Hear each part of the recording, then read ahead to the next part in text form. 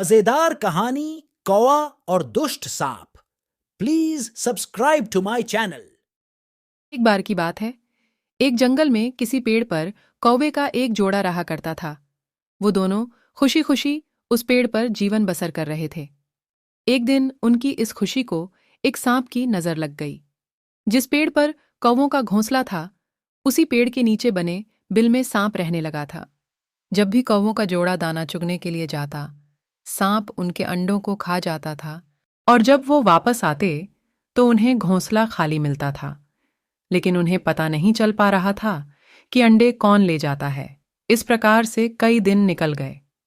एक दिन कौवे का जोड़ा दाना चुगकर जल्दी आ गया, तो उन्होंने देखा कि उनके अंडों को बिल में रहने वाला एक सांप खा रहा है।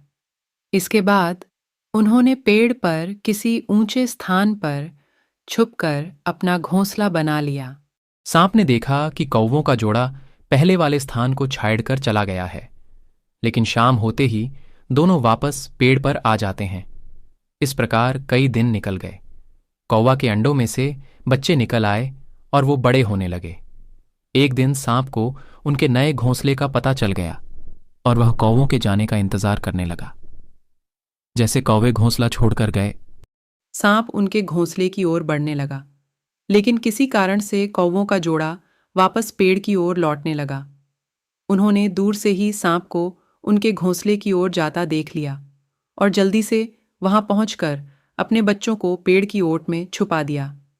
सांप ने देखा कि घोंसला खाली है, तो वह कौवों की चाल समझ गया और वापस बिल में जाकर सही मौके का इंतजार करने लगा। इसी बीच कौवे ने सांप से पीछा छुड़ाने के लिए एक योजना बनाई।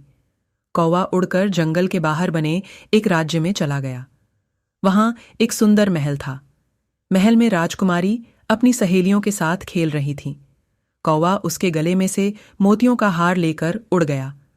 सभी ने शोर मचाया तो पहरेदार हार लेने के लिए कौवे का पीछा करने लगे। कौवे ने जंगल में पहुंचकर हारा को सांप के बिल में डाल दिया, जिसे पीछे कर रहे सैनिकों ने देख लिया। जैसे ही सैनिकों ने हार निकालने के लिए बिल में हाथ डाला, तो सांप फुंकारता हुआ बाहर निकल आया। सांप को देखकर सैनिकों ने तलवार से उस पर हमला कर दिया, जिससे सांप घायल हो गया और अपनी जान बचाकर वहां से भाग गया। सांप के जाने के बाद कौवा अपने परिवार के साथ खुशी खुशी रहने लगा। कहानी से सीख। हमें इस कहानी से यह सीख मिलती है कि कभी भी निर्बल का फायदा नहीं उठाना चाहिए। साथ ही मुसीबत में समझदारी से काम लेना चाहिए।